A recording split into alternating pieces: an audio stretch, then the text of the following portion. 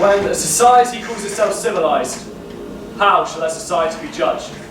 Will it be judged by the power and might of its armed forces, by the thrusting aggression of its economy? Or rather, should it not be judged by its compassion, or the way it treats the weak and the defenceless, the poor and the unemployed? But in this England, this sceptred bastion of fair play and cricket, all was not well. Not all the roses in this garden state bloomed. England was a class-ridden society, ordained by the state and the Church of England. Unemployment and poverty were rife. Watch carefully and you will see a game of rich versus the poor. But in this game, the cards are marked. The rich get all the aces, whilst the poor have been told them.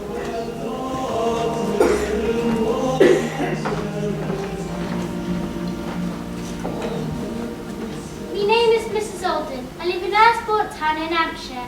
They do say it's the poorest village in England. I curse the day that war against Napoleon ended. My man has had no work since then. We're starving. There are 19 of us and we live in one room. There are many of us like this in my part of the country. I say, Yes? what the point about the poor? There seems to be rather a lot of them. I do agree with you. It's their items I can't find. I think the whole world owes them a living. My sentiments exactly. If you wanted my opinion, they should stop the poor law. It only encourages them to be work shy. They should go to work or starve. I do agree with you. One sees them every day simply hanging around the high street and all our expense. Why should one pay strong, healthy men if they absolutely refuse to find work? It seems so unfair. Lady Gardner, Lady Pastor, one hears the poor on the increase. I mean, good authority that they vastly outnumber us. I blame it on the poor law. Makes them breed like flies. One also hears, if the newspapers are to be believed, that the poor are getting poorer. If you ask me, they only have themselves to blame. They should be more thrifty. I simply don't understand this. That I know is getting poorer. If anything, we all seem to be getting richer. Excuse me, ma'am. Could you spare a little something for the family? The husband's had no work for the past 2 months. There's one thing I can't abide is begging. For the love of God, please give us something. We're starving, ma'am. Then you must apply at the parish. We have nothing for you. Yes, ma'am. And now, a little history lesson. You're going to learn about the old poor law, the one that was in operation in 1830. You, listen! 1830. Remember that date. Dates are important in history. You had all better pay attention.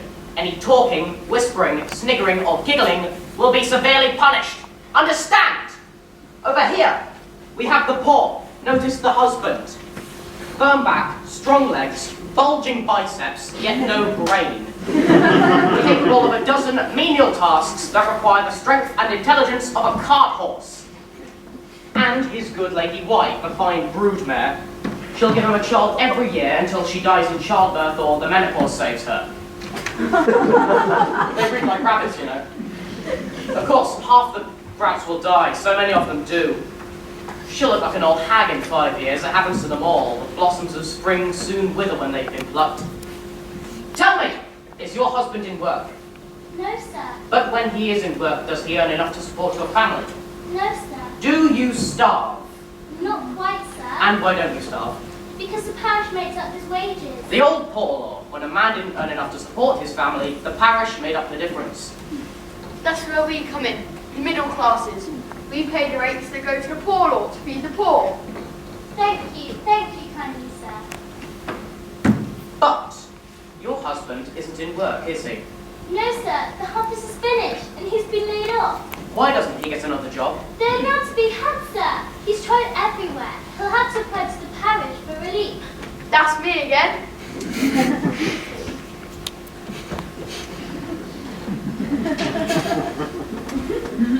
Let's see what happens if we give them some children, a few squalid brats to comfort them in their old age. You poor! Still out of work? Yes, sir. Still on poor relief? Yes, sir. You're wanted again. This business is getting expensive. The poor are increasing and so are my rates. My rates keep going up and up. My heart bleeds for you, but that's the system and you're stuck with it. The more children they have, the more relief they get, so pay up. They really just get the relief, you know. We can't keep footing the bill. We can't keep this up. We can't keep this up.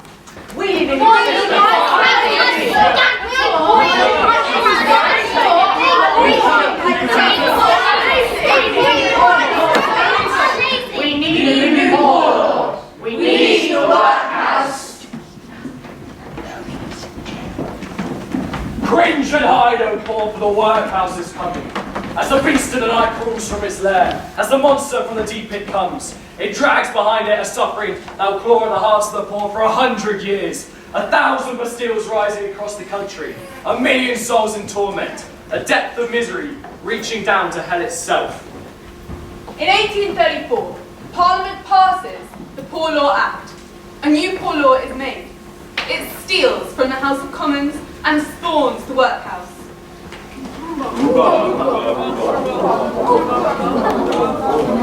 Honourable members of the House, in setting up this new poor law, we must be guided by one principle only, that the burden on the ratepayer must be eased.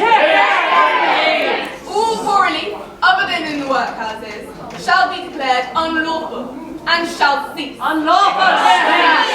If the poor want our help, they will have to come to the workhouses to get it.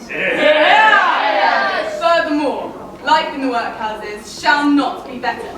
Short of starvation, then the poor shall meet outside. I wish to see the workhouses looked to with dread. And it is in my most fervent desire that the inmates will feel a deep and long-lasting shame. The workhouse shall be like a cold bath, unpleasant in contemplation, but invigorating in its effect. At Andover, a small town in Hampshire, a workhouse is built to hold 400 persons. A local vicar, the Reverend Charles Dodson, is appointed chairman of the Board of Guardians. This is the body empowered to run the workhouse. Brethren, members of the congregation, I wish to speak to you today on the subject of knowing your place. It is ordained by God the stations we're to have in life. We must, rich and poor alike, live our lives according to His will. The wealthy to gain riches on this earth, the poor to be hardworking and thrifty, to be humble and respectful. This is God's holy order. Reverend Dodson, Yes, Mr. Munden? I wish to join the Board of Guardians. There's no room on the board for your liberal radical agitation. Nevertheless, I shall join, and there is little you can do to stop me. I think the whole idea of the workhouse is a vile iniquity, and I shall do all I can to bring about a little humanity to this appalling system. And you can be sure that I will do all in my power to bring about its downfall. Mr. Mundy, you may do as you like, but I avail little. May I remind you that the object of the workhouse is not there to pamper the unemployed, but to cut public expenditure. This is the policy of the government, and I for one shall see it carried out to the letter. And I shall oppose you all the way. Sergeant Major McDougall! Yes, sir. I hereby appoint you and your good lady wife, master and mistress of the Andover Union Workhouse. Thank you, sir. Your duties shall be to enforce order, punctuality, cleanliness, and the observance of the rules in the workhouse. Do you understand? Yes, sir. Mrs. McDougall? Yes, sir. Your duties shall be to pay particular attention to the moral conduct and orderly behaviour of the female porters and young children in the workhouse. Do you understand? Yes, sir. I understand. Good. Then we can open for business. On Saturday, the 25th of March, 1837, the doors of Andover Union Workhouse gaped open to swallow 111 condemned souls. It should have been 112. One man killed himself rather than enter. To each class of porter shall be assigned a separate room where they shall remain without further communication. Husbands should be parted from wife. Children torn from parents. Old and faithful couples never to see each other again until they leave. And the old leave only in death. By keeping you apart, we stop you breeding and adding to the number of poor. A word of warning: anyone who disobeys the master or mistress of the Andover Union Workhouse shall be locked up in an apartment provided for. So take care none of you break the rules. And then, Mr. and Mrs. McDougall, I leave the workhouse in your very capable hands. Thank you, sir. By way of welcome, we thought we'd start by offering you a little sustenance. Luncheon is served. Before you start, we thought you might like to know your menu for the week. In fact, we thought you might like to know your menu for every week, because it is going to be the same, week in, week out, day in, day out. On Sunday, Monday, Thursday and Friday, you will receive, for breakfast, 7 ounces of bread, and 1.5 pints of delicious gruel. For dinner, you shall receive 7 ounces of bread and 2 ounces of cheese, and for supper, 6 ounces of bread and 2 ounces of cheese. On Tuesday, Wednesday, and Saturday, you will graciously be allowed 8 ounces of meat and 8 ounces of vegetables for supper instead of the bread and cheese. You will notice that there are no knives and forks on the tables. That is to keep your thieving little hands off of them. And by the way, silence is a rule in the dining room, so keep your mouth shut. Is that everything? I think so, my dear. Good. Then we can begin. Wait! For what we are about to receive, may the Lord make us truly thankful.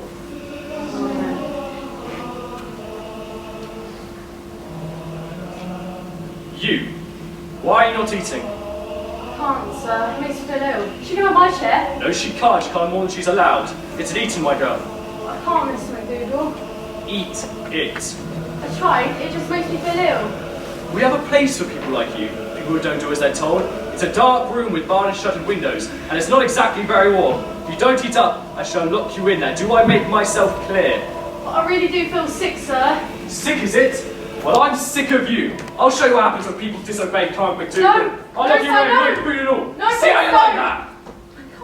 And if any of you want worse, I should try talking about it. Miss McDougall, What do you want?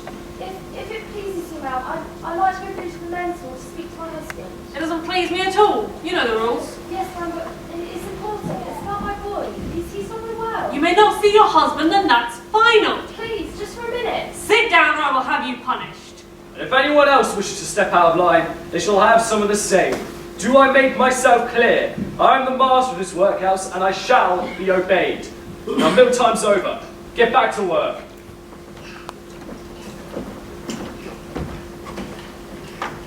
My name is Eliza Rout. I was upstairs as the mistress's servant. It was my job to clean out the office. Whilst I was there, Mr. McDougall, he tried to take liberties with me 3 or 4 times. Come here, girl. What for? Just want to talk, just a cosy little chat, if you take my meaning. I can't. I'm over the cleaning already. I'll leave the cleaning, it doesn't matter. No. I'll be in trouble with the mistress. Only for a minute. Come and chat to old Mac. If you don't leave me alone, I'll tell the mistress that you've been pestering me. There's no need to do that. Just come into the closet with me for a minute. I'll make it worth your while. Come on. Let me go. Let me No go. one will see us. Come on. Let me go. I'm warning you. I'll tell the mistress. I recollect Mr. McDougall taking the liberties with me several times. These liberties began about the beginning of winter, when the fires were first wanted. Several times he has patted me on the back and kissed me. Several times he's done this and continued it throughout the winter. And what they call the Girls' Day Hall, something particular happened last Christmas. The children were in school. It was in the morning. I came in first to do something to the window. Well, when I was coming downstairs one morning between 5 and 6 o'clock, I saw Mr. McDougall put his hand straight up Miss Grace's petticoats as he was standing near the kitchen fire. He pulled her petticoats straight up. His clothes were up. Master's back was towards me, but Miss Grace must have seen me. I went to the copper to get some hot water, and this was before prayers. Reverend Dodson, Yes, Mr. Mundy? I'm unhappy about the conditions in the workhouse. Mr. Mundy, you are always unhappy about the conditions in the workhouse. Have you not heard the stories? There have been allegations about irregularities with the female paupers. Malicious lies put about by this grumpy pauper. You will do well not to listen to them.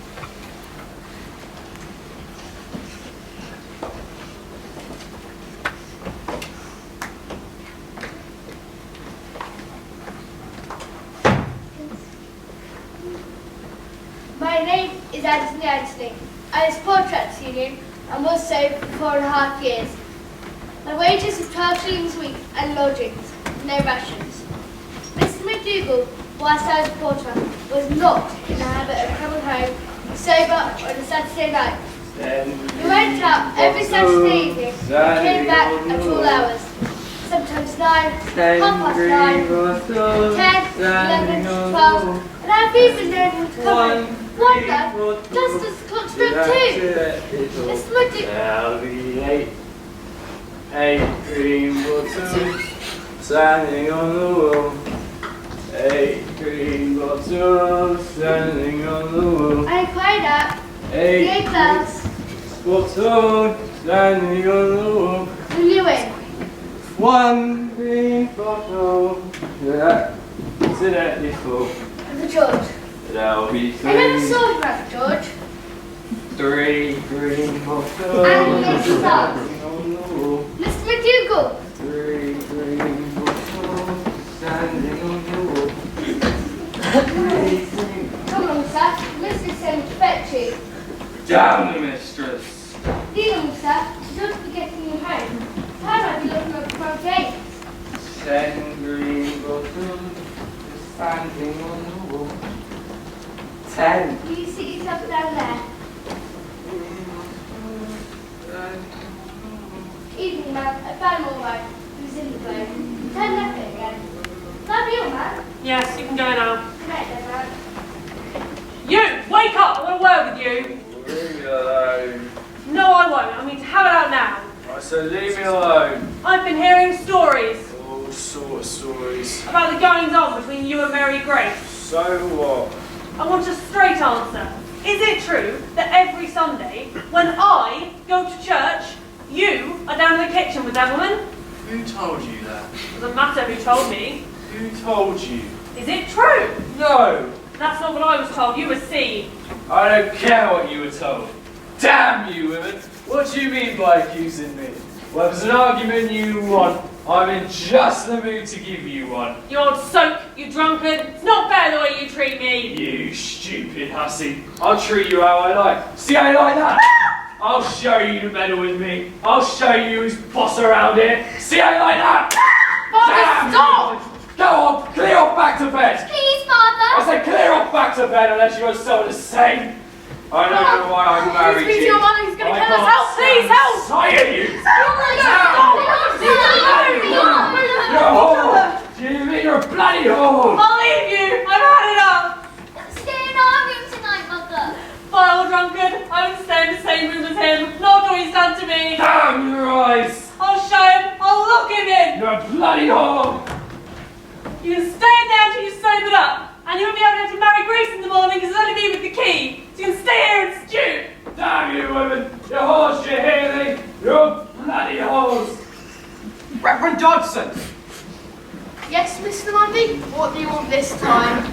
I am concerned about the character of MacDougall. The stories of his drunkenness are common knowledge to the town. It has never been mentioned to me that Mr. MacDougall is given to drunkenness. His character, as it has been known to me, has been perfectly satisfactory. The story of Hannah Joyce. Hannah Joyce, a fallen woman, a single mother seeks admittance to a small workhouse in Stockbridge, a village near Andover. What do you want? I want to come in. I've not long had a child and I have nowhere to go. My father's thrown me out. You can't come in here with fog. But what must I do? It's freezing cold out here and it's coming on to snow. You must go to Andover Union Workhouse. That's what you must do.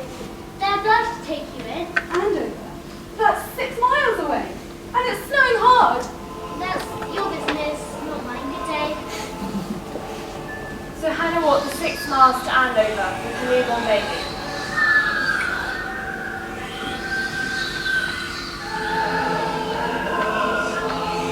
It was late evening when she finally arrived at the doors of Andover Workhouse. What do you want? I want to come in. I've been sent from Stockbridge. They said you'd take me. You walked all that way. You poor thing. It's cold outside. Better come in. Yes, sir, I have. You wait there a moment. I'll go fetch Mr. McDougal. Mr. McDougal! Mr. McDougal! What is it? This woman at the door wants to come in. It's late. Tell her to go away. Can't come with her. You'll have to let her in. That's in the rules. Well, you better let her in then. The mistress says you're to come in. What's your name? Hannah Joyce, ma'am. Deal with you in the morning. I'll teach you to serve a good Christian woman. Where shall she go? There's no spare beds. Jane Grace, Yes, ma'am? let's go on to the admitted. Just going with you. Yes, ma'am. I'm going back to bed. The rest of you can go back to bed as well. I don't want to hear a sound out of any of you. It's not that I have them to share about. You be quiet. Can't you see the poor girl's freezing? I'm worried about my child. He's so cold. Well, ask me. Mrs. Matt should have sent the doctor out. Never mind. Can't be had now. I'll go and talk to her in the morning. Why don't you settle yourself down? We'll soon have you one. You're better settle ourselves down. We don't want any trouble from Mrs. Mack. And so she sleeps, a kind of blessed release. Take stock a moment. She's a single mother and a young girl who has recently given birth. She's been thrown out of her home and has walked 6 miles in the snow. It is the principle of the workhouse that life inside should be no better than the life before should find outside. What will Hannah find inside this workhouse? My child! He makes such an awful noise! Such an awful wheezing noise! What's the matter, Hannah? It's my child, Mrs. Joyce. He's been wheezing all night. I don't know what to do. Hannah, you should have shown it to the doctor. I wanted to, but I was frightened. Mrs. McDougall, she seems such a fierce woman. I don't want to cause no trouble. You must be seen to in the morning. Till now, lie still. Just try and keep her quiet. It is said that in the early of the morning, we are close to death. The mechanisms of the body slow down, so it be only a small thing to slip away. For a child newly born, the whole of life is tenuous at the best of times, and these are not the best of times. Help! Someone please help! Mrs. Joyce, do come. I think my child is worse. It'll be all right. My child is dead, I know it! Someone go make an alarm. Fetch the mistress. I'll go. Please, Mrs. McDougall, ma'am. Hannah Joyce's child's ill. Do you have to bother me in the middle of the night? Please, ma'am, it's urgent. Go away and leave me in peace. Please, Mrs. McDougall. If you don't stop bothering me, I shall throw a bucket of cold water over you. Go away. Please, Mrs. White, she won't come. She must be fetched. Go get her again. Tell her the child is dead. My baby! Please, Mrs. McDougall. Hannah Joyce's child is dead. Hell and damnation! Damn the girl that's stabbed in the middle of the night. What's going on here? Hannah Joyce's child is dead. If the doctor was sent out like he was supposed to, the poor mite probably wouldn't have died. You keep your mouth shut, Mrs. Wise. As for you, Hannah Joyce, you'll be hanged for you have killed your child. No! What's going on here? Hannah Joyce, she's killed her child. You're a whore and a faggot. You'll go to hell. And you're a cruel brute, McDougall. A cruel brute! You shut your mouth or else I'll shut it for you. Anthony, Yes, sir? go and fetch the doctor. Now, sir? Yes, now, damn you. Jane Grace, Yes, ma'am? there'll be an inquest on the child. Probably tomorrow. Could you not swear that Hannah killed her child? I cannot, ma'am. I would not like to. But sharing a bed with her, you must know she killed her. I cannot, ma'am. We shall see about that. Anthony, Yes, sir? put the body in the dead room till morning. The doctor will need to certify the death. Yes, sir. No! No! Well, none of sentimentality here, now hand it over. The rest of you, get back to bed. I don't want to hear a word out of any of you. The child that you murdered has to be carried to the graveyard, and you have got to do the carrying. No, Mr. McDougall, please don't make Pick it up and carry it. No. Please, no! We walked down the high street, me in front, she a few paces behind. It's a rare thing indeed to see a young girl carrying a child's coffin. People point, they stare, they snigger. Some look away and hurry about their business, for they know her for who she is. A fallen woman and an inmate of the Andover Workhouse. What is it? Someone was born in Fitchbury. Nobody told me. It's from the workhouse, I suppose. Can't bear it today. Nobody's done for it. Has he even been baptised? No, sir. Still, never mind. No time for that now. Carry to the church until morning. I'll deal with it then. This way.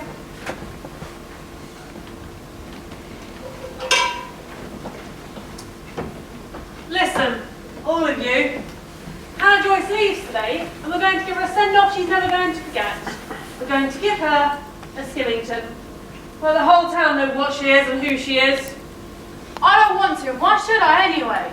Because she's a murderess. Murdered her child, that's why. And if you don't join in, you're as bad as she is.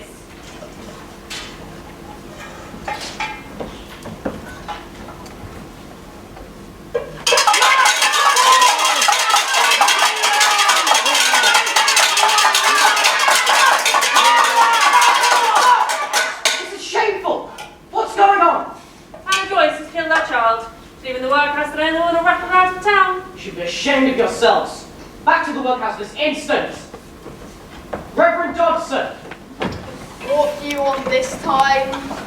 I'm concerned about the treatment of a female pauper by the name of Hannah Joyce.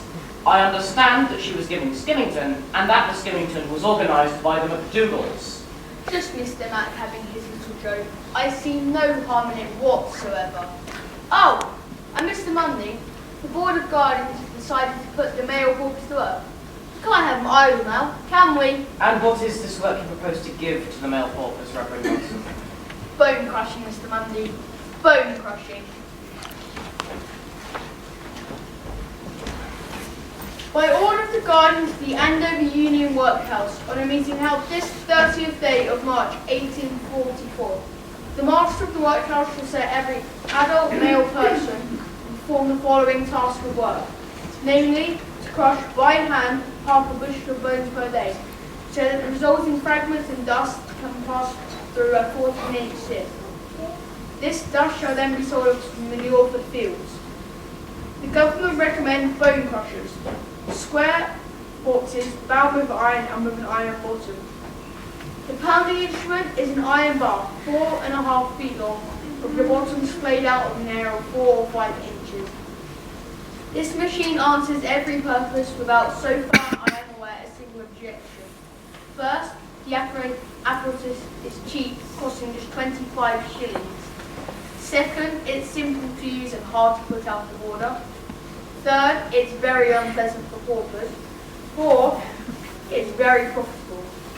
The devil makes work for idle hands, and I shall do God's work to see these hands are not idle.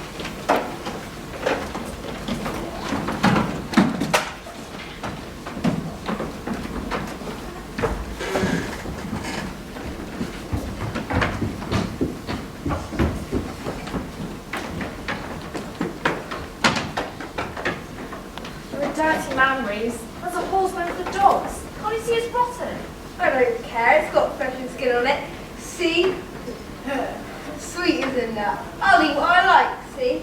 You're an animal. That's what you are. When was the last time you washed? Never you mind. You be holding on to your business, and I'll be holding on to mine. Give me one. Help yourself. At least we're not choosy. That bone's green with slime and mould. Take no notice. He's cracked in the heads. Reverend Dodson! What do you want this time? I have it on good authority that the men of the workhouse are in the habit of eating the meat and gristle from the bones. The whole idea is ridiculous.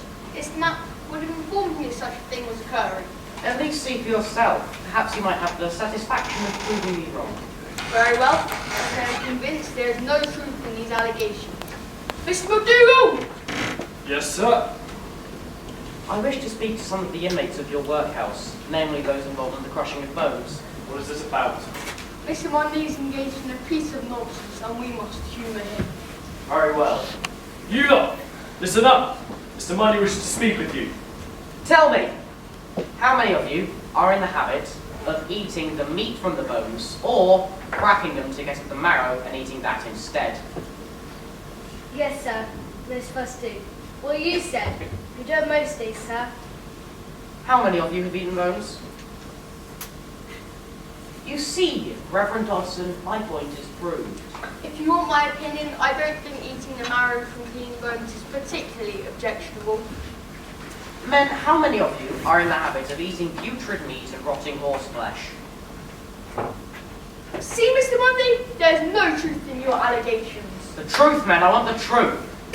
Reeves does it regular, Mr. Mundy, but he won't admit it. Is this true? Ethan does it as well, sir. Lots of us do. I run a good workhouse. If any of this happened, then it happened without my knowledge. We shall see, McDougal, we shall see.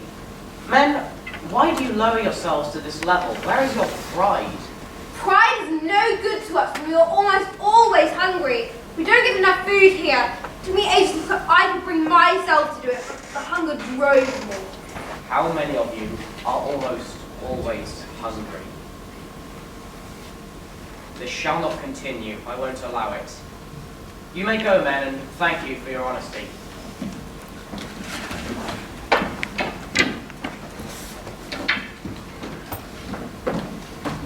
Reverend Dodson, the commissioners have to be told.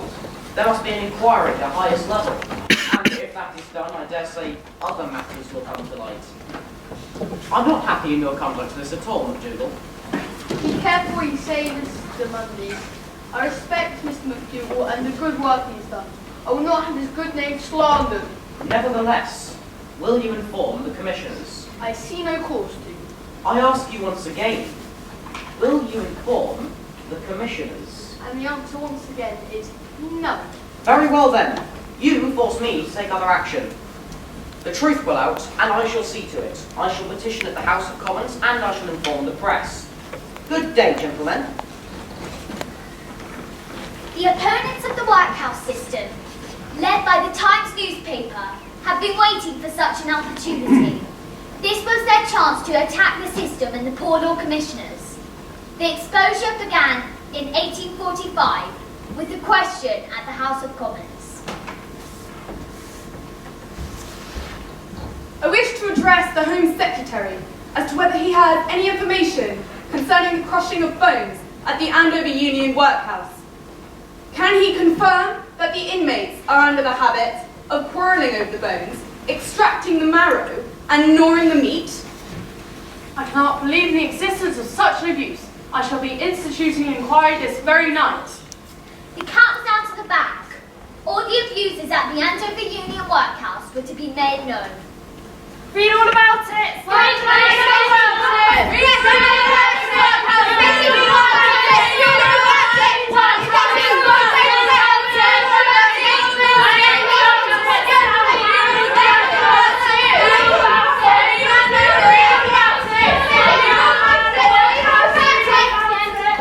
Dodson, McDougall, I have you now. You'll be made to answer for your crimes against the poor. In March 1846, the House of Commons voted for a select committee to inquire into the administration of the Andover Union, the management of the Union Workhouse, and the conduct of the Poor Law Commissioners. Reverend Dodson! Reverend Dodson! Calm yourself, man. We're going to have an inquiry. What do we do? I don't know what you're going to do, Mr. McDougall, but I shall keep my head as I have done nothing wrong. What about me? If you have committed offences, then you should face him like a man. I know you think me the villain of this old-fashioned melodrama. Well, maybe I am. But it was my job. If I exceeded my duty, then wasn't that what you wanted? And I ask you this, who appointed me? I was a sergeant major. I fought well in the wars against Napoleon, but the army isn't exactly a school they pity very highly. When you hired me, you knew exactly what you were getting. Do not look here for villainy as you'll find none. The government set out to cut taxes and do something about the abundant rate of the unemployed. I was doing my duty. McDougall was sacked. He returned to Scotland. The Reverend Dodson was forced to resign as the chairman of the Andover Board of Guardians. The poor of Andover, led by Hugh Mundy, together with the Times and group of Liberal MPs, had won the battle for the rights of England's poor and downtrodden. Not only had the situation been put to rights in Andover, but the hated Poor Law was disbanded in 1847. Yet the victory was a hollow one. The rich were still rich and the poor were still poor. The workhouse remained as before and were to stay until the 1920s. The Poor Law Commission was replaced by a Poor Law Board. And in Andover, what did the Great Bone Scandal do for the poor? Bone crushing was stopped. A year after my resignation, I was back as the chairman of the Board of Guardians. I remained chairman until 1876. For a while after the scandal, the inmates were given better food, but 10 years later, the Guardians got their own back, and the paupers received less than the time of the scandal. Because I tried to help the poor, I became the least popular man in the district. Reverend Dodson. Yes, Mr. Mundy? I was hoping we could do something a little special for the paupers on Christmas Day. As it falls on a Tuesday, which, as you know, is a cheese and bread day, perhaps you could change it for the diet for Friday, which, as you're well aware, is a meat day. I do not think this to be possible, Mr. Mundy. We can't go pampering the paupers now, can we?